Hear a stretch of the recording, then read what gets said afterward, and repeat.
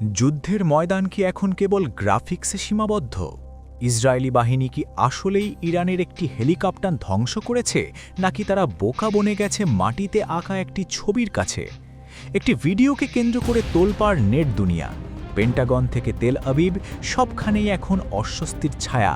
কিন্তু কি আছে সেই ভিডিওতে?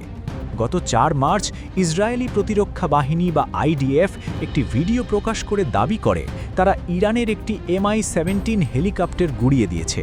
কিন্তু ভিডিওটি প্রকাশের কয়েক মিনিটের মধ্যেই শুরু হয় তীব্র সমালোচনা।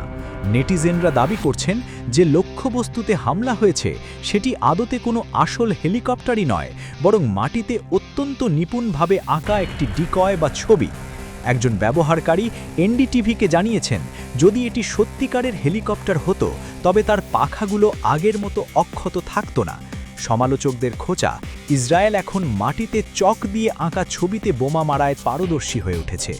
যদিও কিছু সামরিক বিশ্লেষক বলছেন, ধোঁয়ার গতিপথ আর তাপমাত্রার পার্থক্য দেখে মনে হচ্ছে এটি আসল লক্ষ্যবস্তু।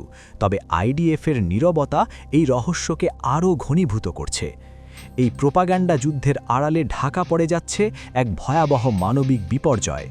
ইরানি রেড ক্রিসেন্ট সোসাইটির প্রতিবেদন অনুযায়ী সপ্তাহব্যাপী এই সংঘাতে এখনও পর্যন্ত প্রাণ হারিয়েছেন ১৩৩২ জন বেসামরিক নাগরিক। পীর হোসেন কলিভান্ট জানিয়েছেন, অন্তত ৩৬৪৩টি বেসামরিক স্থাপনা ক্ষতিগ্রস্ত হয়েছে, যার বেশিরভাগই সাধারণ মানুষের ঘরবাড়ি।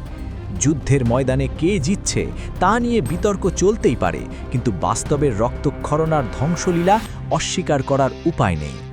ইসরায়েল কি সত্যিই ইরানের বুদ্ধির কাছে নাস্তানাবুদ হচ্ছে, নাকি এটি বড় কোনো রণকৌশলের অংশ?